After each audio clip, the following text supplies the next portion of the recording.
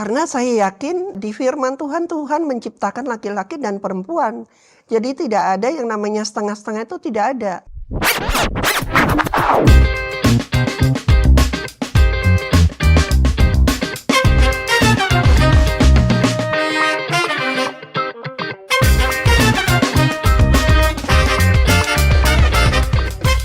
Sebagai manusia, kita bisa membuat keputusan yang salah dalam kehidupan ini. Entah itu terpengaruh oleh teman, atau mungkin ada paham-paham atau ideologis yang salah yang pernah kita terima dalam kehidupan ini.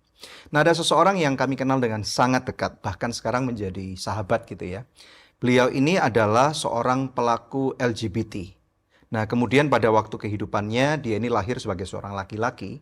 Tetapi kemudian ketika berumur 18 tahun memutuskan untuk mulai operasi sehingga mempunyai payudara. Nah kemudian ketika berusia 21 tahun, dia memutuskan mengambil langkah yang begitu drastis, yaitu melakukan operasi kelamin. Dari laki-laki menjadi transgender, menjadi seorang perempuan, dan bahkan kemudian berjalan selama 40 tahun. Kami pernah ulas dalam satu episode khusus di Good News Program, dan hasilnya sangat kontroversial sekali. Dan sekarang ini kami menampilkan ada cerita yang terbaru dari seseorang yang luar biasa, Jonathan Tan. Shalom. Shalom. Welcome back. Welcome back, Ko Jonathan. Alright. Laki bener nih ya. Amin. Oke, puji Tuhan. Gimana kabarnya Koyo? Baik-baik? Puji Tuhan, baik. Udah 3 tahun ya, gak 3 ketemu tahun, ya? Ya. Setelah momen pandemik. Ya. Dan sekarang berubah banget. Wah. Ya, dalam identitas yang lebih kuat sebagai seorang laki-laki. Amin. Ya, puji Tuhan. Selama 3 tahun ini kita nggak ketemu, Ya. apa aja proses yang sudah Ko Jonathan lewati, bisa diceritakan ke kami? Prosesnya banyak ya. Tahun 2020 saya sempat ngambil sekolah penginjil di Seminari Bethel selama setahun. Mantap. Itu tahun 2020. Tahun 2019 itu yang saya operasi angkat implan payudara saya yang sudah 40 tahun. Wow. Gitu. Nah, Jadi kemarin, sekarang udah flat kembali? belum. Tahun ini 2023, tahun ini tahun 2023 ya? Iya. Oh iya, Betul. 2023 Februari kemarin saya operasi kedua kalinya di Thailand, di Bangkok gitu. Operasi kedua kalinya untuk menyempurnakan lagi bekas, kalau saya bilang bukan payudara lagi ya, ada gunung 2 ini yang harus nggak ada. Bekas implannya. Meskipun implannya udah diambil, ya, tapi masih ada gundukannya. Masih ada. Oke. Gitu. Jadi setelah operasi yang terakhir di Thailand, Ya. udah bersih. Udah bersih. Udah bersih. rata ya? Udah rata saat Oke. ini. Puji Tuhan. Ya. Kojo, apa yang Kojo alami itu kan istilahnya satu benar-benar lahir baru nih ya. Amin. Nah, tentunya ini memberikan satu pertanyaan bagi banyak orang gitu loh. Sebenarnya lagi-lagi ini pertanyaan yang pernah saya tanyakan waktu kita ketemu tempo hari di episode yang lama, dan ingin saya tanyakan lagi. Sebenarnya yang dicari oleh Jonathan Tan itu sekarang apa gitu? Kalau sekarang ini ya saya sudah merasakan lahir baru ya. Ya. Ya, dari 2018 ya, saya udah ngambil, saya harus berubah dari manusia lama menjadi manusia yang baru. Ya. Itu. Dan saat ini saya juga ada kedamaian dalam diri saya, ada sukacita dalam diri saya. Kalau dulu itu yang ada cuma kekhawatiran, ketakutan, dendam, semuanya itu ada dalam diri saya.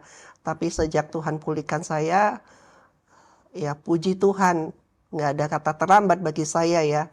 Tuhan udah menyelamatkan hidup saya, udah memulihkan hidup saya, dan pemulihan itu terus berjalan dalam kehidupan saya sampai hari ini. Puji Tuhan. Tapi di dalam prosesnya, Ko Jonathan pernah nggak kayak bingung gitu? Atau kalau misalnya bangun pagi merasa aku perempuan apa laki-laki ya gitu? Kalau saat ini nggak ada, cuma kalau intimidasi selalu ada ya. Jadi Intimidasinya intimidasinya kayak itu apa? melalui mimpi. Bisa ceritakan? Ya, mimpi saya dibawa ke masa lalu yang dulu diri saya itu siapa. Ya namanya mimpi kan kita nggak sadar. Nggak bisa dikontrol Nggak ya? bisa dikontrol. Tiba-tiba kebangun, ya udah saya berdoa aja. Ya saya tahu itu intimidasi dari iblis kan. Dia akan selalu mencari celah untuk saya bisa berbalik lagi. Gitu. Tapi Coach Jonathan maksudnya kali ini benar-benar yakin, no turning back. Iya, Mau kembali ke Yakin. identitas asal Ya. yang dulu dilahirkan orang tua sebagai laki-laki. Ya. Apa yang buat Coach Jonathan begitu yakin? karena saya yakin di firman Tuhan, Tuhan menciptakan laki-laki dan perempuan. Jadi tidak ada yang namanya setengah-setengah, itu tidak ada. Dan saya memahami firman itu adalah kebenaran. Jadi saya harus melakukan kebenaran. Bagaimana menyikapi Kojo? Kan ini pasti ada banyak pertanyaan. Ada orang-orang yang selalu berpikir bahwa saya lahir pada tubuh yang salah. Ya. Ya, apakah itu adalah sesuatu yang valid? Dan kalau memang orang itu merasa demikian, apa yang harusnya dilakukan gitu? Harus menyadarin kalau diri kita salah. Saya dulu juga begitu. Kayaknya saya ini salah. Dulu saya belum mengerti kebenaran ya, belum mengerti Tuhan ya. Tuhan itu masih ada di luar dalam kehidupan saya. Tapi setelah Tuhan ada dalam kehidupan saya mengerti. Saya merendahkan diri, saya itu salah. Saya harus kembali ke jalan yang benar. Harus punya cinta mula-mula kepada Tuhan. Bagaimana kalau ada orang Kristen yang ngomong, aku udah Kristen loh, maksudnya tapi aku tetap merasa dalam tubuh yang salah gitu. Dia belum memahami firman secara benar. Kalau dia mempunyai cinta mula-mula pada Tuhan dan dia mengenal Tuhan, pasti dia itu akan berbalik. Yang penting dia harus keluar dari komunitasnya dia. Pertama itu. Dan dia menyadarin kalau jalannya dia itu salah. Dan itu perlu waktu, itu perlu proses.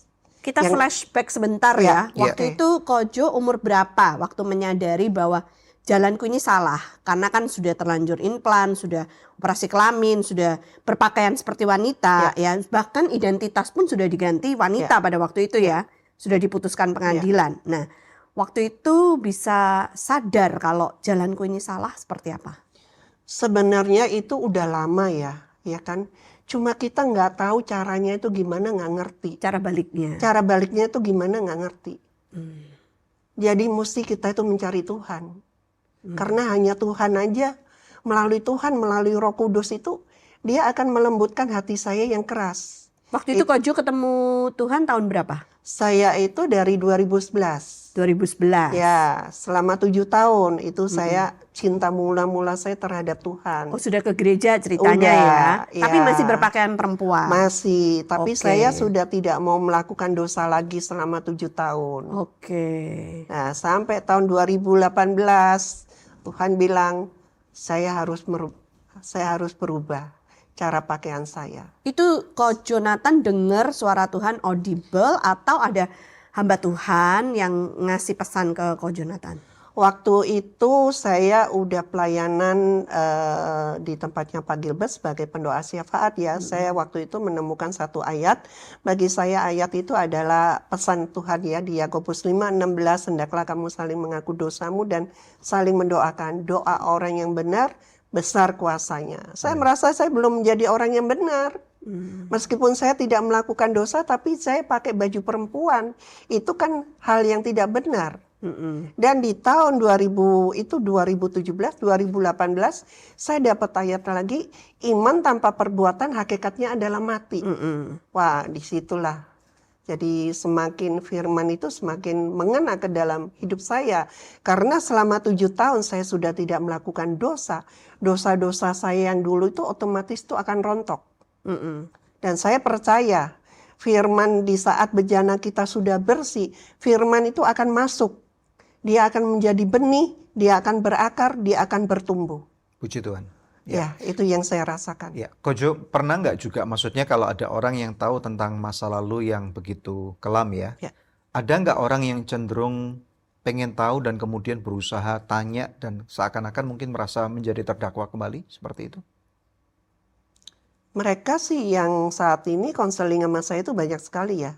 Oh ya. Banyak sekali mereka yang lesbian, yang gay itu banyak sekali. Cuma rata-rata mereka itu masih setengah hati.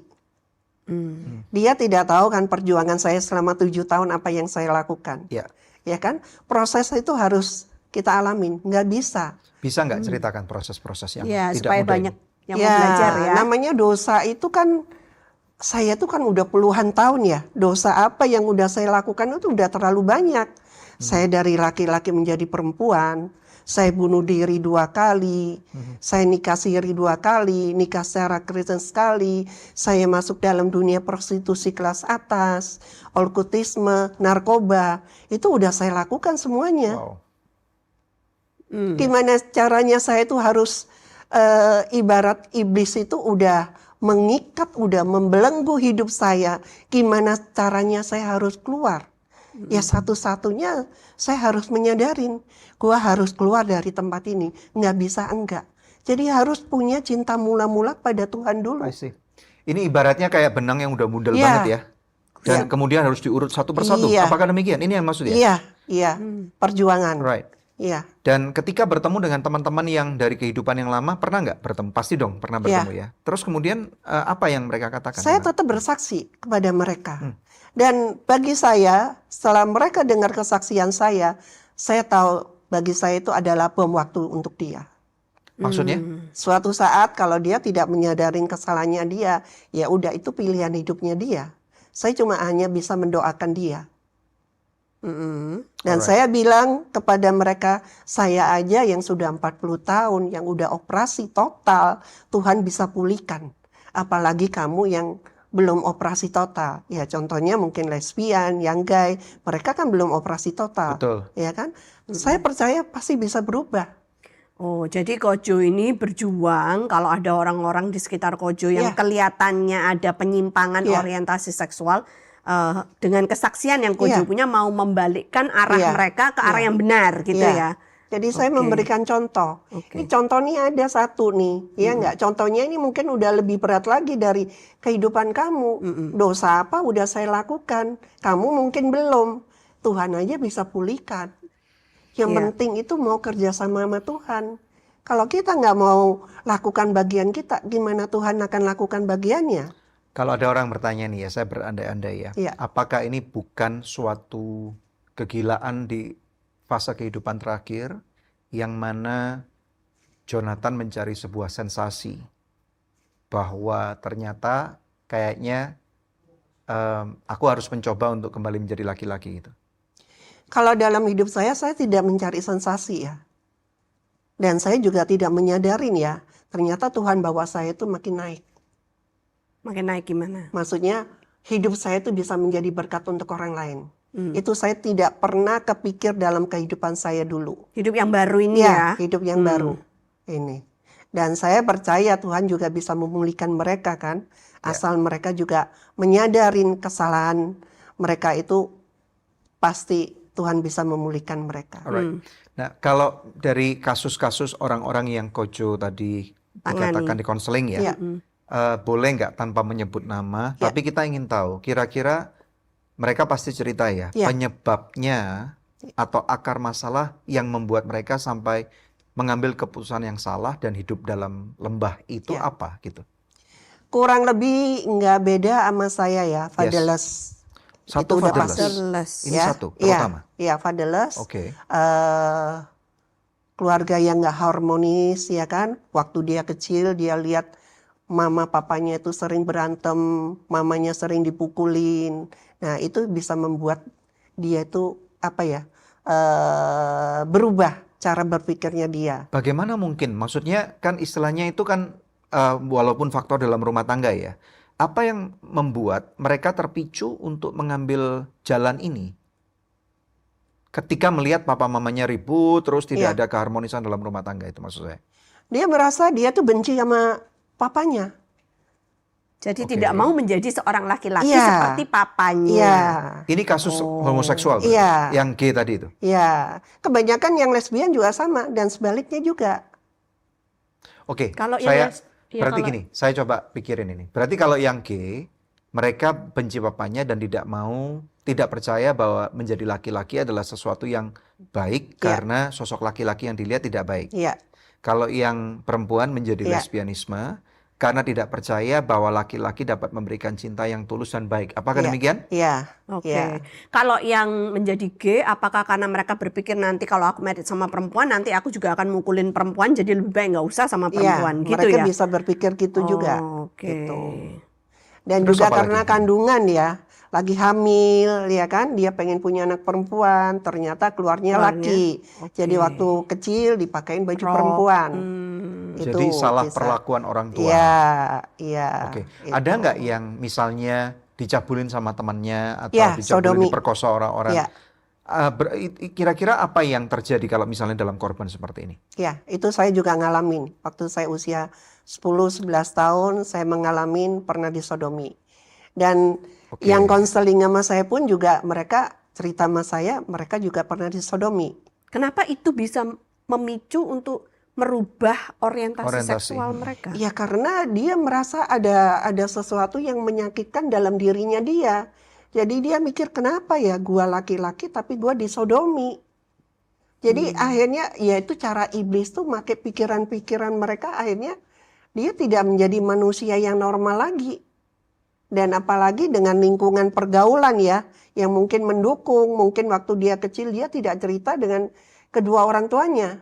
Dia simpen masalah itu sendiri dalam Karena takut kehidupannya ya, dia. mungkin ya. Ya karena takut. Saya pun juga begitu. Maaf kalau kita mau balik ke ceritanya Kojo, waktu umur 10-11 tahun itu disodomi oleh siapa?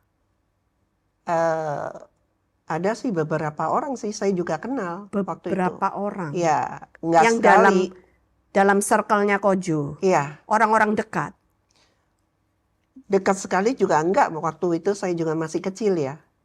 Oke, maksudnya itu di rumah kejadiannya atau di luar rumah? Di rumah sama di rumah orang itu juga. Orang ini siapa? Waktu itu saya berkunjung ke rumah temen, ternyata temen saya nggak ada di situ kakaknya gitu. Oh, kakaknya teman. Ya, Terus langsung dipaksa gitu. ya, Oh. Jadi rupanya orang-orang yang menjadi korban mhm. dari penyimpangan seksual seseorang itu juga akan mengalami perubahan orientasi seksual dan juga apakah bisa mengorbankan orang lain juga? Mungkin juga ya. Is it a cycle gitu yang Iya. muter-muter gitu? Iya, Dari korban menjadi pelaku, terus Iya. membuat orang lain menjadi korban iya, lagi gitu mungkin ya. juga kali. Jadi ini cara kerja iblis ya. Ya, ya, Jadi seandainya nih ada yang nonton Good News program hari ini, pemirsa yang sudah terlanjur menjadi korban, apa yang akan Kojo sarankan kepada mereka untuk mereka lakukan sehingga bisa memutuskan mata rantai cycle dari iblis yang muter-muter ini? ya, mereka harus berdoa ya untuk dirinya sendiri ya, biar apa yang pernah terjadi dalam kehidupannya dia itu udah selesai. Jadi tidak akan mengingatkan masa lalunya dia lagi. Oke, jadi berdoa. Iya, berdoa. Terus kemudian yang kedua, Harus kita putuskan kutuk-kutuk dosa itu, ya kan? Dosa-dosa itu kita harus putuskan.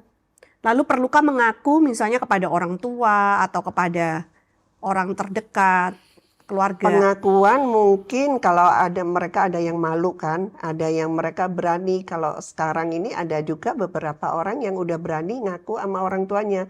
Kalau saya udah nggak bisa kawin lagi dengan perempuan. Ada beberapa orang yang begitu. Respon orang tuanya bagaimana? Ya orang tuanya sedih. Itu banyak beberapa orang yang konseling sama saya. Itu yang konseling tuh orang tuanya. Dia bilang anak usia umur 14, dia bilang gini, nanti kalau saya udah dewasa, saya mau sekolah di Amerika. Dan saya mau ganti identitas diri saya. Wah, orang tuanya sedih banget. Jadi sekarang itu anak-anak muda itu banyak sekali.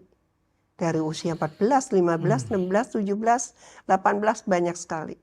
Bagaimana caranya supaya orang tua bisa melakukan pencegahan kalau kita punya anak-anak remaja atau anak-anak yang masih kecil di rumah kita? Mungkin dengan adanya kasih ya. Mungkin mereka juga kurang mendapatkan kasih dari keluarganya, ya kan? Akhirnya mereka juga untuk cerita itu mereka juga malu, ya kan? Makanya keluarga itu penting sekali. kejujuran itu penting sekali antara anak dan orang tua itu penting sekali. Ya.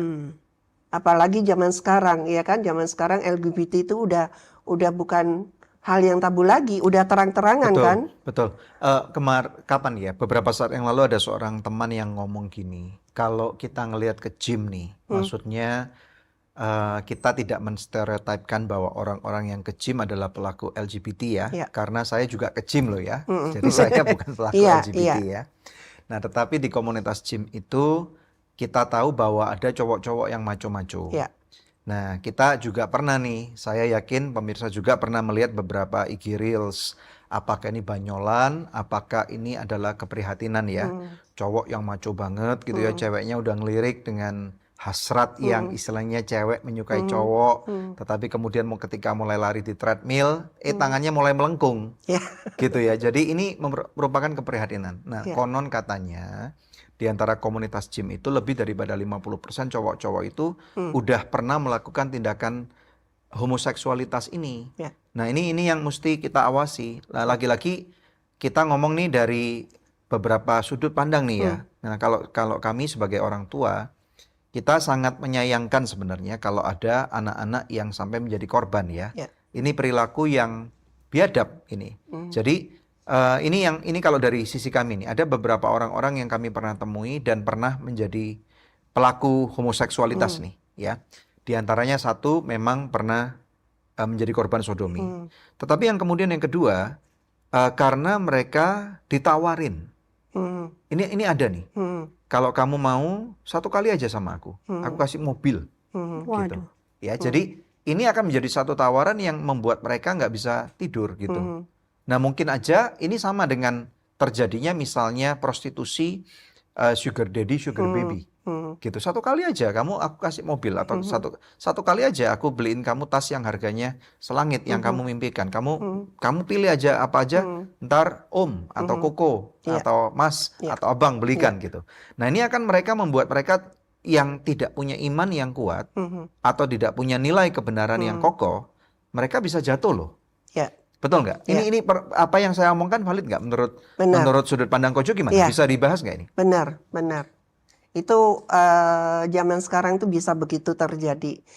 Misalkan contoh, laki-laki pacaran dengan perempuan, ya kan?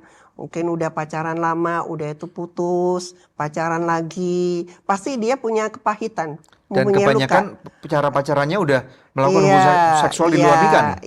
Iya kan, maksudnya laki dengan perempuan Iya, karena betul. udah berapa kali pacaran Betul. putus, akhirnya dia merasa, Kecewa. "Duh, kayaknya Sakit hidup hati. ini kok begini ya, gua pacaran nggak ada yang jadi, ya Iya. kan, udah berkorban semuanya." Akhirnya ada temen yang datang lah, mungkin kirain malaikat kali, nggak taunya iblis kan, ya kan, yang ngajakin dia nonton Aduh. lah, ya kan, Iya, yang iblis maksudnya menyamar penghibur menjadi dia malaikat terang lah, ya. ya nggak tahu tiba-tiba diajakin lah tidur, mungkin sekali 2 kali ditolak ya kan, lama-lama pasti mau lah, Jebol pertama. ya kan merasa nggak enak kan, ya nggak, udah sekali 2 kali 3 kali melakukan hubungan, lama-lama mungkin dia berpikir, wah enak juga ya kan, akhirnya udah jadi pelaku kan. Gitu, bukan jadi korban lagi, akhirnya jadi pelaku. Nah, nanti pasti dia akan cari korban lagi. Seterusnya begitu. Wow. Gitu. Dan kutub dosa turunan juga bisa terjadi. Itu yang saya alami dalam kehidupan saya. Bisa Bisa, diceritakan? Ya, papa saya dulu itu kan punya villa di Tretes kan. Dan saya melihat dengan mata kepala sendiri, papa saya itu suka main perempuan. Ke-1. Kedua, papa saya itu dulu suka ke Gunung Kawi. Kita nggak tahu Perkebunan, perjanjiannya papa saya dengan Gunung Kawi itu apa, saya nggak tahu. Itu akhirnya kutub dosa turunan itu ke saya kan, alkutisme. Ya kan? Saya pernah masuk dalam dunia prostitusi kelas atas. Nah, gitu. Wow. Jadi banyak sekali ya untuk LGBT itu kenapa ya bisa begini? Ininya banyak sekali. Penyebabnya tuh banyak sekali. HIV AIDS, apakah pernah menjadi alasan untuk seorang LGBT takut gitu untuk melakukan? Atau menjadi halangan? Jangan ntar aku kena penyakit ini. Tapi kalau mereka udah berani berhubungan, ya mereka udah nggak ada perasaan takut lagi. Jadi mereka berani menanggung resikonya Berani. begitu. Tapi mereka menyadari di saat mereka udah sakit. Di saat mereka udah di rumah sakit. Karena ada juga yang konseling sama saya. Dia menyadari kesalahannya dia. Dan dia mau bertobat. Ketika udah sakit, Udah sakit. baru insyaf dan Baru mau insaf. bertobat. Ya. Hmm. Waktu itu sempat hubungin saya juga sempat doain dia. Right. Nah, Kojo, ceritakan. Sekarang kan Kojo ini lagi berjuang untuk menjadi laki-laki kembali ya. Ya. Dan tentunya proses ini tadi yang dikatakan benang tuh udah kusut Ya. banget, nggak gampang ya. Ya.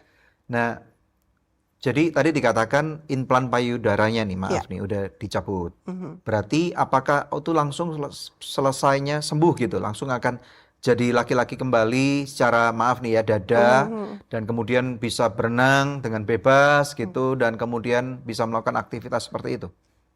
Oh enggak. Waktu saya habis operasi, waktu berjalan 3-4 bulan, saya pikir ya masih kelihatan kan, bentuknya itu masih kelihatan Iya. gitu kan.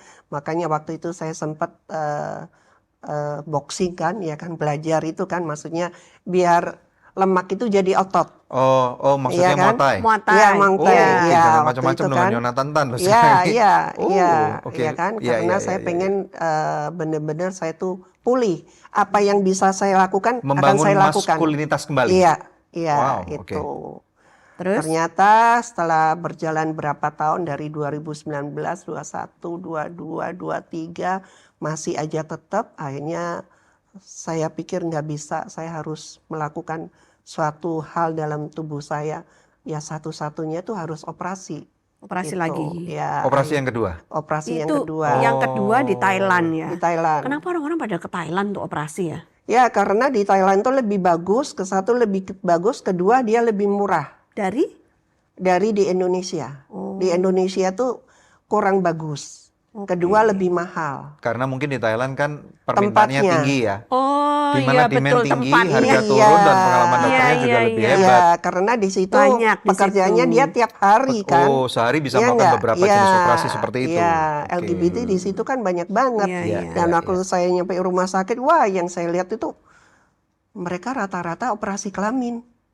Jadi Yang bule-bule, yang tinggi-tinggi, laki dari menjadi laki perempuan. menjadi perempuan.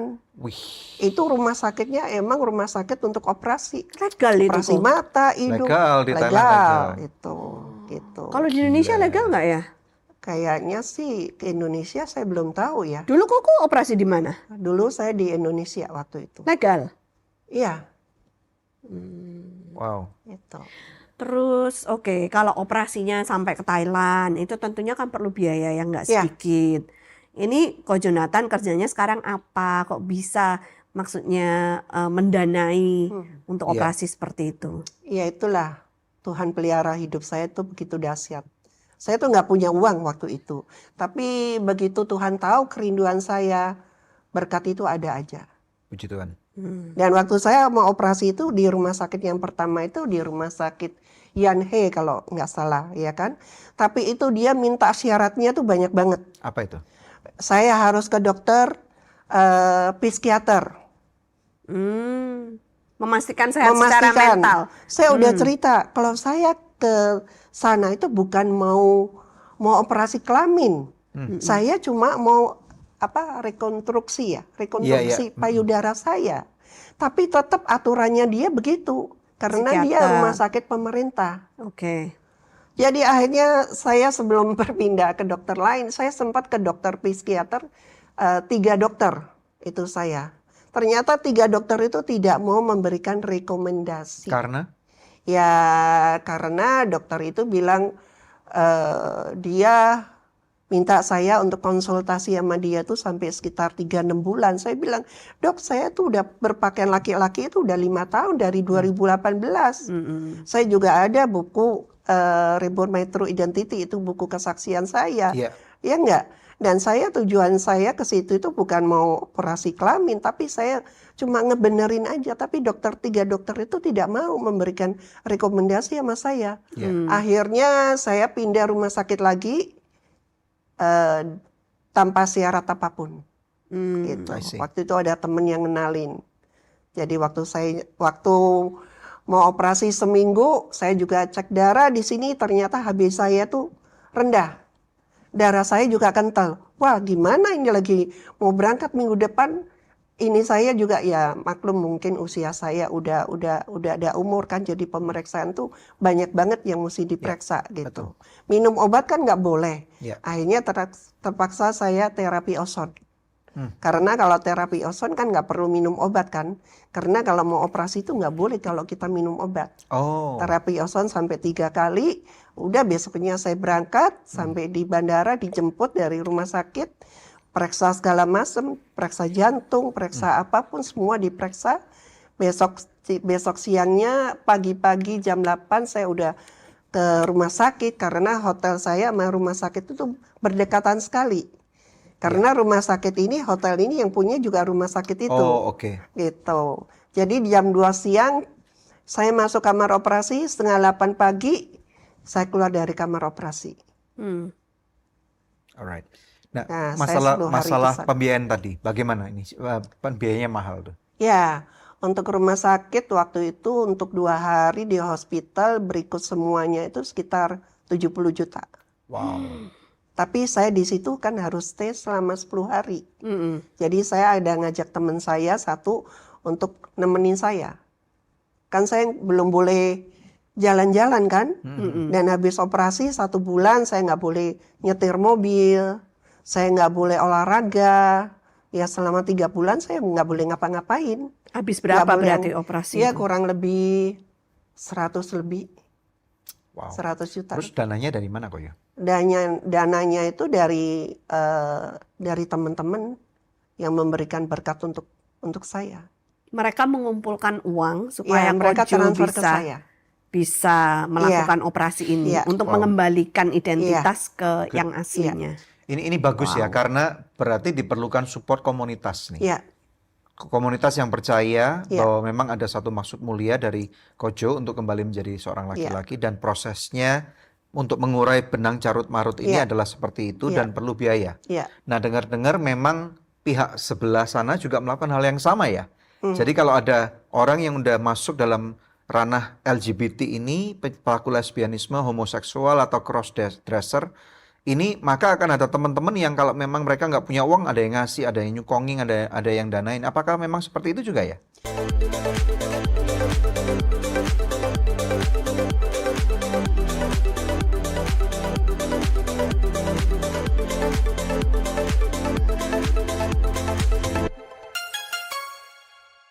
Mungkin juga ya, mereka saling mendukung ya. Oke, right. Nah, sekarang ini pertanyaan yang sangat penting. Kojo cerita sama kami katanya mengupayakan legalitas hukum. Ya. Jadi supaya KTP-nya identitas seksualnya itu dari P Ya. menjadi Menjadi L, L. dari Ya. perempuan menjadi laki-laki. Apakah benar itu dilakukan? Yes. Kenapa dilakukan Kojo? Kan istilahnya Tuhan tidak lagi melihat Kojo secara jasmani. Ya. Kan tetapi Tuhan melihat secara mental, Ya. terutama secara spiritual. Ya. Kenapa identitas KTP ini kok sangat penting bagi Jonathan Tan? Bagi saya sangat penting. Kenapa? Karena saya nggak mau hidup saya itu abu-abu lagi. Kalau Tuhan udah memulihkan saya yakin Tuhan pasti akan memulihkan. Seluruhnya. Iya, seluruhnya. Yang penting saya lakukan bagian saya. Apa yang bisa saya benerin akan saya benerin. Apa yang nggak bisa saya benerin, saya nggak akan saya benerin.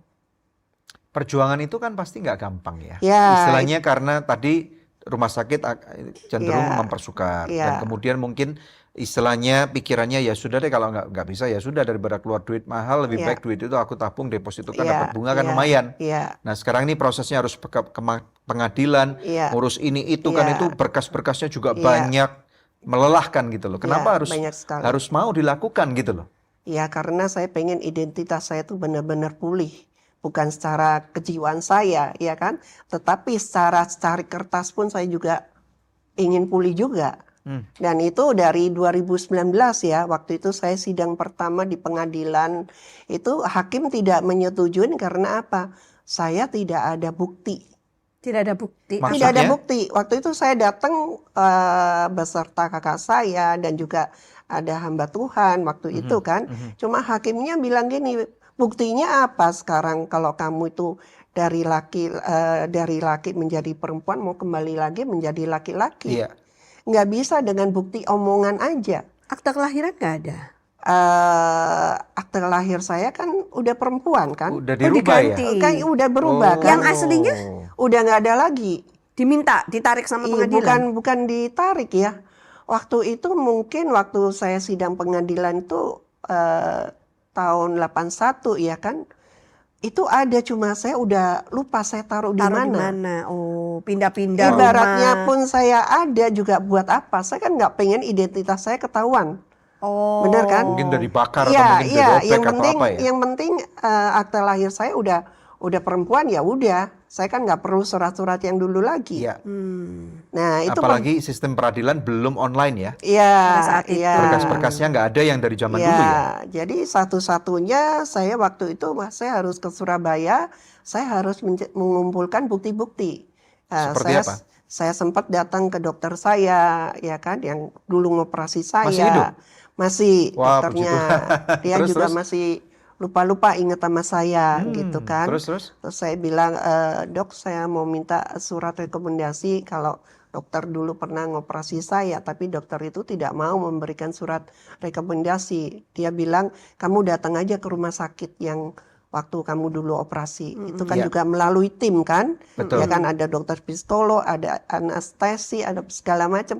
Tapi itu kan udah puluhan tahun dan Nggak ada berkasnya sekarang pula. itu tim itu kan udah nggak ada lagi. Iya kan? Itu Wow. kan udah puluhan tahun. Tapi dengan surat dari dokter itu akhirnya saya ke rumah sakit. Dan saya bilang dulu tahun sekian saya pernah operasi kelamin dengan nama ini. Akhirnya nunggu 2 minggu. Setelah 2 minggu hasilnya rekam medis setelah 5 tahun itu udah nggak ada lagi, udah Wow. hangus. Jadi filenya udah nggak kebuang ada. entah kemana gitu Iya, ya. tapi seenggaknya saya kan udah ada bukti ya. Saya udah melakukan kan. Udah itu saya ke Dukcapil ya kan. Ternyata di situ juga nggak ada gitu. Tapi ada data saya, nama orang tua saya, mama papa saya, nama saya ada yang dulu. Yang waktu pertama kali saya menjadi laki-laki itu masih ada. Iya, Itu. iya. Karena kalau kita tidak tahu surat penetapannya, itu susah untuk dicari. Iya, belum online ya. Iya. Nggak bisa di search gitu. Kalau di filing, wah yang mana? Banyak Nah banget. itu saya nggak patah semangat ya kan, karena aduh gimana ini caranya. Akhirnya saya ketemu dengan salah satu pengacara dan juga hamba Tuhan. Keren. Nah, Gitu. prosesnya itu mulai tahun 2019. Berarti Iya. sekarang 2023 ketika Iya. recording ini, berarti 4 perlu waktu tahun. 4 tahun ya? Ya, Dan akhirnya keputusan pengadilan mengatakan apa? ya itu perjalanan waktu yang panjang ya, 2020 mungkin akhir saya ketemu dengan salah satu pengacara yang bantuin saya kan, ya kan. Ya dari situlah kita mulai mengumpulkan bukti-bukti. Gitu. Bukti apa yang bisa dikumpulin? Ya satu, saya waktu operasi implan payudara, waktu pengangkatan, itu kan ada buktinya kan. Yang kedua, bukti apa lagi? Bukti waktu Februari 2023 saya operasi lagi di Thailand. Itu kan ada sertifikatnya. Yang ketiga ini apa lagi nih bukti? Kalau emang dokter tidak mau memberikan, ya kan? Bukti yang paling valid ya satu-satu saya harus cek kromosom. Wow, Nah. XY itu. Iya. Wow, Apa kromosomnya? Wow. Setelah 3 minggu hasilnya kromosom saya adalah laki-laki. XY. Wow. Guys, Puji kamu boleh Tuhan. operasi luarnya, tapi dalamnya tetap seperti yang Tuhan iya, tentukan amin. ya. Casing Wow. bisa dirubah gimana pun, tapi yang namanya kromosom itu tidak akan Tidak bisa pernah berubah. ditipu-tipu. Nah, di tengah-tengah kita adalah pengacara yang tadi Iya. Tantan maksudkan ya. Iya. Menyambut Pak Michael Hutagalung. Halo Pak. Selamat datang di Good News Terima Program. kasih. Selamat datang di Terima Good News kasih Bu. Program, Silakan Pak. duduk. Halo. Iya, puji Tuhan. Ini Pak Michael adalah pengacara dari Coach Jonathan Tan ya. Yes, Oke. betul sekali. Nah, saya rasa kehadiran Bapak ini sangat penting untuk memvalidasi nih Validasi. apa yang beliau Validasi. ucapkan, terutama kan berhubungan dengan legalitas hukum. Nah, silakan Pak, Bapak ceritakan apa yang Bapak ketahui dan Bapak simak dari percakapan tadi, Pak. Jadi saya mengenal beliau ini bukan karena mau proses di pengadilan ini. Ya. Sebelumnya kami sudah berkenalan cukup lama dan beliau tahu profesi saya, beliau juga tahu kegiatan pelayanan saya, semua saya juga tahu beliau. Lalu sampai akhirnya pada saat satu masa saya panggilnya Kak Jo ya. Kak Jo tuh datang ke saya, dia bilang, "Bang, saya mau begini. Yang dulu pernah kita bahas, ingat nggak? Yes, kayaknya saya mau lakukan itu deh." Terus dia cerita, dia sudah pernah lakukan, tapi ditolak. Saya tanya, kenapa? Karena buktinya masih belum kuat ini. Lalu kemudian saya tanya, apa bukti-buktinya yang ada? Tolong bawa sama saya sini semua, biar saya pelajari dulu. Ya. Oke, saya lihat, honestly speaking saat itu buktinya nggak kuat. Jadi saya nggak heran kenapa Kalau saat ditolak. itu ditolak. Ah, Gitu loh. Dan kemudian saya bilang sama beliau, tolong lengkapi ini. Dari sini ke sini, bukti yang lain, ini semua saya kasih petunjuk. Apa saja yang mesti dilengkapi. Lalu kemudian dilengkapi, walaupun itu semua memakan waktu yang tidak sebentar. ya. Beberapa kali beliau kontak saya nggak bisa dapetin itu. Coba lagi. Sampai bolak-balik mesti ke Surabaya, karena kan beliau lahir di Surabaya. Betul. Bolak-balik ke Surabaya, sampai akhirnya saya juga mencium adanya mulai aduh gimana sih, udah rada males, udah Lelah mulai ya, ke arah lelah sana, ya. udah mulai Lelah lelah. berjuang. Yes. Nah, tapi saya tetap semangat dulu, saya semangat. Ayo, sampai akhirnya ada celah, bisa dapat ini, bisa dapat itu. Jadi pada saat Kak Jo ini sudah mulai agak turun semangatnya, pada saat itu juga Tuhan kasih hal yang bisa membuat dia bangkit lagi. Dan itu yang bikin saya Nice. semangat juga. Wow. Tapi saya merasa saat itu masih belum cukup. Masih belum cukup. Karena kalau saya sendiri sudah punya keyakinan. Karena pada saat kita mau melakukan tindakan hukum ini, saya bawa dalam doa. Kalau misalnya memang Tuhan izinkan, Tuhan buka semua jalannya. Tapi kalau misalnya enggak, ya tolong tutup dan berikan kami roh ketaatan supaya kita bisa taat kepada maunya Tuhan. Yes. Lalu kemudian kok dibuka. Meskipun saya sudah punya keyakinan, tapi saya merasa masih ada yang kurang.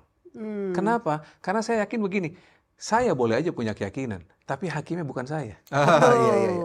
Hakim belum tentu bicara itu. Hakim bicara bukti. Ya, Belum jadi tentu harus mendapatkan persepsi yang sama. Belum ya, tentu. harus Seringkali ini. tidak. Ya, kalau hakim kan buktinya harus beyond reasonable doubt. Betul. Ya. Dan terus itu apakah Bang Michael yang mengusulkan kepada Ko Jonathan untuk tes kromosom? Jadi pada saat saya masih merasa ada yang kurang, saya percaya kalau misalnya saya sudah punya latar belakang kebersamaan dengan beliau. Sedangkan hakim tidak punya latar belakang kebersamaan. Betul. Jadi Kenal ya. benar-benar nggak kenal. Jadi betul-betul harus berdasarkan bukti tertulis. Saya nggak tahu Tuhan gerakan Kak Jo. Kemudian dia bilang begini, "Bang, saya disuruh sama teman saya untuk tes kromosom." Begitu dia ngomong begitu, saya langsung bilang kayak, ini dia. Ini dia. Go ahead, ya kan? Begitu kan dia. Akhirnya saya push. Begitu pas udah selesai, 3 minggu atau 4 minggu kemudian hasilnya keluar, dikasih sama saya, 46XY. Let's do it. 46XY itu artinya apa, Pak? Laki-laki tulen.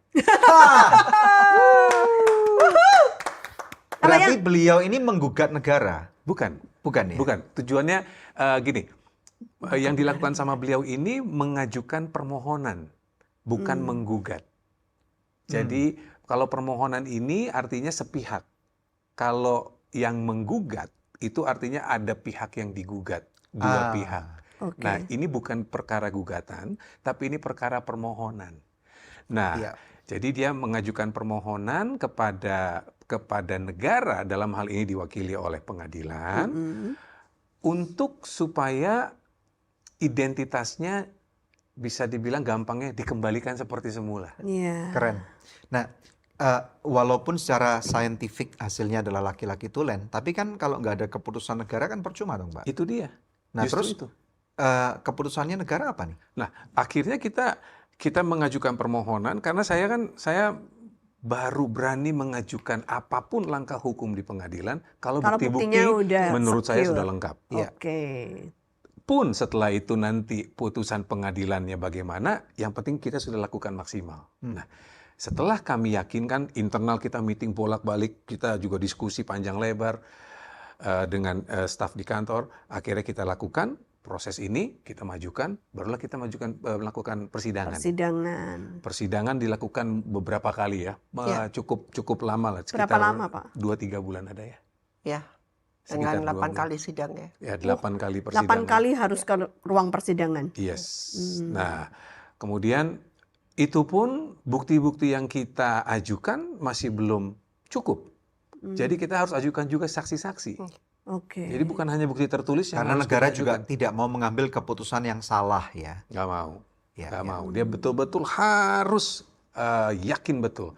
Jadi kita mengajukan waktu itu kira-kira ada 4 orang saksi. Saksi-saksinya itu adalah pertama saudara kandungnya Kak Jo, lalu kemudian ada pendeta Timi Parengkuan sebagai bapak rohaninya, lalu yang keempat adalah dokter yang melakukan tes kromosom. Oke. Itulah Saksi ahli. sebagai saksi ahli. Dan kemudian pada saat sudah dilakukan, majelis hakim kemudian mempertimbangkan segala sesuatunya. Singkat cerita, Tuhan Yesus baik, permohonan kami dikabulkan. Yeay. Dan Buktinya apa, Pak? ini buktinya ada keputusan atau penetapan, salinan resmi putusan penetapan perkara perdata nomor sekian dikeluarkan oleh Pengadilan Negeri Jakarta Selatan. Kalau boleh saya bacakan Silakan, ya, silakan. secara singkat karena ini sebagai bukti bahwa negara sudah mengakui. Isinya seperti ini. Menetapkan 1, mengabulkan permohonan pemohon untuk seluruhnya. Yang kedua, menyatakan sah dan berharga hasil tes kromosomnya pemohon. Yang 46XY itu. Ya. Artinya di situ menyatakan bahwa beliau adalah laki-laki, disahkan oleh negara. Tok, tok, tok. Dah, hasil tesnya sah. Yang ketiga, menyatakan sah dan berharga surat petikan daftar permandian yang dikeluarkan oleh gereja. Ya. Diketok lagi, sah. Oke. Wow, itu berarti dokumen sah ya. Dokumen di mata sah, negara ya. di mata negara. Dokumen baptisan itu sah. berarti. Sah di mata negara. Yang keempat, menyatakan demi hukum bahwa pemohon adalah benar seorang laki-laki sepenuhnya. Mantap, mantap, mantap, mantap, mantap, mantap. Yang kelima, menetapkan mengganti nama pemohon dari nama lama menjadi Jonathan Tan. Wih, Wow. laki bener. Laki bener. Mantap. Tulen setulen-tulennya. Mantap, mantap, mantap. Dan mantap, ini yang menurut saya artinya Tuhan menyatakan status atau mengembalikan statusnya Kak Jo sebagai seorang pria sejati dan negara mengakuinya. Yes. Keren. Amin. Artinya nggak ada lagi alasan untuk bilang bahwa Kak Jo ini, ya saya ini agak ragu-ragu untuk menyatakan diri sebagai laki-laki. Sekarang harus negara sudah mengakui kok ini, bahwa dia seorang laki-laki. Iya, iya. Dan surat putusan ini keluarnya Iya, kapan, kapan Bang? ini? Ini suratnya 18 Oktober. Tapi fisiknya belum bisa karena mesti secara administrasi di ini apa segala macam gitu kan. Nah, terus kemudian Kak Jo ini sebenarnya saya rasakan ada sedikit kewaswasan. Aduh, ini apa saya tuh pengen bisa punya ini, punya ide segala. Aduh, saya akhirnya mencoba untuk menenangkan. Ya udah tenang saja. Yang penting kan sudah dibacakan di pengadilan, sudah pasti akan keluar. Yeah. Waktunya kapan? Kita tunggu kairosnya Tuhan aja, begitu kan? Akhirnya ya nih kebetulan kita mau ada acara nanti kita mau diundang di Good News segala macam. Saya berharap ini putusannya sudah ada, begitu kan? Saya bilang saya nggak bisa janji, tapi kita berdoa saja, kita imani bahwa pada saat kita di Good News itu sudah akan ada putusan. Amin, amin. Saya bilang begitu, meskipun saya juga belum tahu. Iya, iya, iya. Singkat cerita, akhirnya pada saat kemarin, betul-betul kemarin, saya minta staf saya untuk cek ke pengadilan dan ternyata sudah berhasil bisa diambil. Jadi kemarin putusan ini baru kita ambil kemarin. Wow. Yang ternyata saya baru tahu kemarin itu adalah tanggal ulang tahunnya Kak Jo. Wow. Selamat hari ulang tahun. Hadiah Wow. terindah Ini adalah saya dari bilang Tuhan. ini adalah hadiah kado ulang tahun yang mungkin saya boleh bilang Amazing. teristimewa buat Iya. Kak Jo. Amazing. Jadi saya serahkan ini sama Kak Jo sebagai kado ulang tahun. Selamat hari ulang tahun. Ko Jonathan Tan. Selamat ulang tahun. Happy birthday ya. Laki Thank you. bener. Laki bener. Namanya udah bener Jonathan Tan. Iya. Ini meskipun secara kertas ya, ini 42 tahun Perjuangannya. Tuhan pulihkan. Dari saya usia 21 tahun sampai sekarang usia 63 tahun.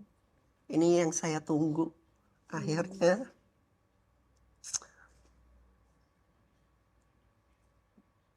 Tuhan pulihkan juga. Mantap. Nggak ada yang mustahil bagi Tuhan. Amin. Kan ada lagunya. Saya percaya Iya. janji-janjinya Tuhan itu pasti akan ditepatin. Amin.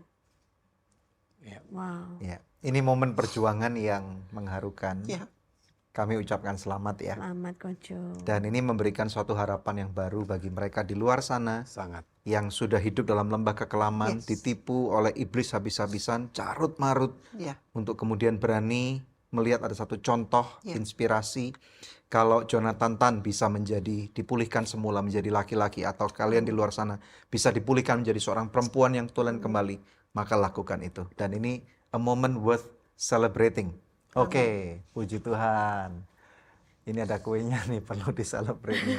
Alright, selamat hari ulang tahun. birthday to you. Happy birthday to you. Happy birthday to Jonathan. Happy birthday to you. thank you. Ya, selamat hari ulang tahun. Oke, thank you. Silakan ditiup. Tiup lilin ya. Kayaknya nggak boleh ditiup. Oh, itu. Iya. Oke, puji Tuhan, silakan ditaruh di sana. Oke, kita bisa lanjutkan sedikit interviewnya. Wow. Ya, puji Tuhan. Selamat ulang tahun ya. Ya, Tuhan you. berkati. Selamat ulang tahun. Ya. Ya, Selamat ulang tahun sekali lagi. Umur berapa berarti sekarang? 21 plus 42. 63. 63. You were lost, 63. but now you are found. Amazing Grace. Yes. Ya. Nah, apa sih arti sebuah identitas yang tertulis di selembar kitab atau buku pengakuan negara ini? Buat Jonathan Tan. Wah, bagi saya penting sekali. Waktu itu pernah Bapak Gembala saya kan bilang, ngapain sih itu kan cuma selembar kertas saja, secari kertas. Tapi saya nggak mau. Saya percaya Tuhan bisa merubah itu. Ya kan, meskipun itu sudah 42 tahun. Tapi kenyataannya dirubah juga dari perempuan menjadi laki-laki lagi. Hmm. Dan saya sekarang juga udah nggak canggung lagi kalau orang mau ngundang saya. Kalau dulu, ya kan, waduh, ini KTP saya masih perempuan nih. Oh iya, Kalau mau terbang, mau pesan hotel iya, masih iya. perempuan. Oh. Iya nggak? Betul, betul. Iya kan? Ada pandangan lirikan Iya, aneh ya pada iya, resepsionisnya iya. atau orang Saya selalu airline-nya atau bilang apa masih ya? diproses, masih diproses. Tapi hari ini, Right. wow. Keren. Jadi saya semakin, Mantap. ya, Kojo, maaf, ini ada pertanyaan nyeleneh ya. oke. Ini yang banyak ditanyakan oleh begitu banyak pemirsa Iya. Good News waktu kita undang pertama kali. Iya. Kan sudah operasi kelamin. Iya. Berarti ini pertanyaan yang sedikit nyeleneh banget. Oke. Pipisnya bagaimana gitu Wow. loh.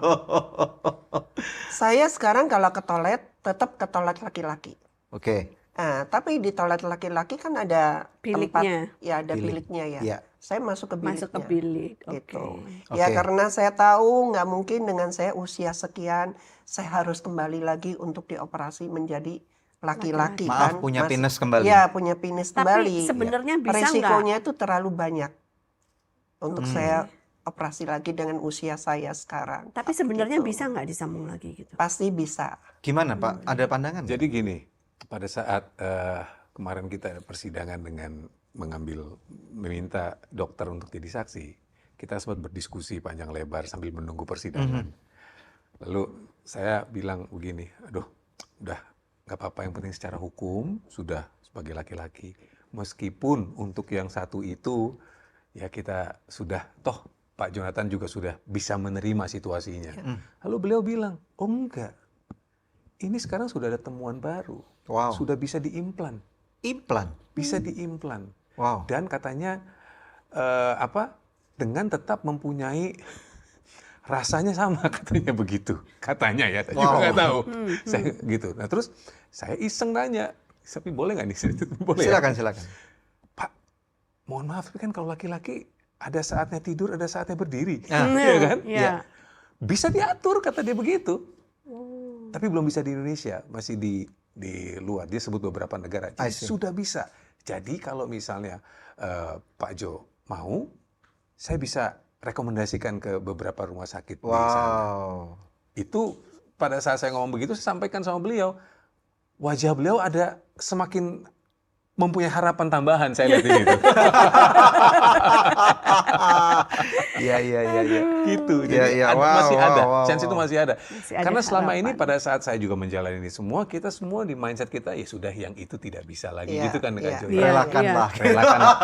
Karena beliau pernah bilang sama saya, untuk yang itu adalah harga yang harus saya bayar Iya. atas dosa yang pernah saya lakukan kemarin-kemarin ini. Begitu kan Iya, Kak Jo ya? iya. Di situ saya merasa bahwa oh ya sudah, berarti sudah ada acceptance.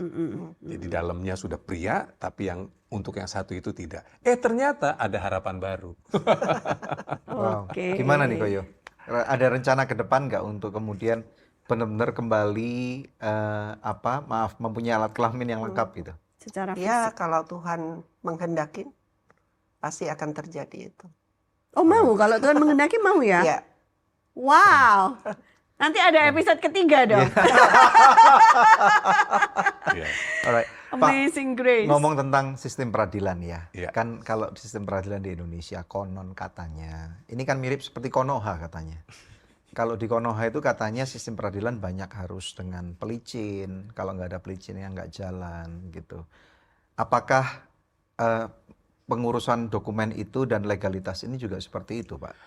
Oke, saya hanya bisa bilang begini, Pak. Selama proses ini, biaya yang kami keluarkan hanya merupakan biaya resmi yang diminta oleh pengadilan.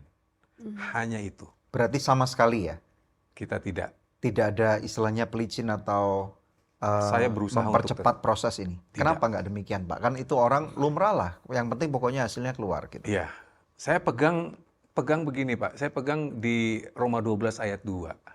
Dia bilang begini, janganlah kamu menjadi serupa dengan dunia ini, Betul. tapi berubahlah dengan pembaharuan budimu.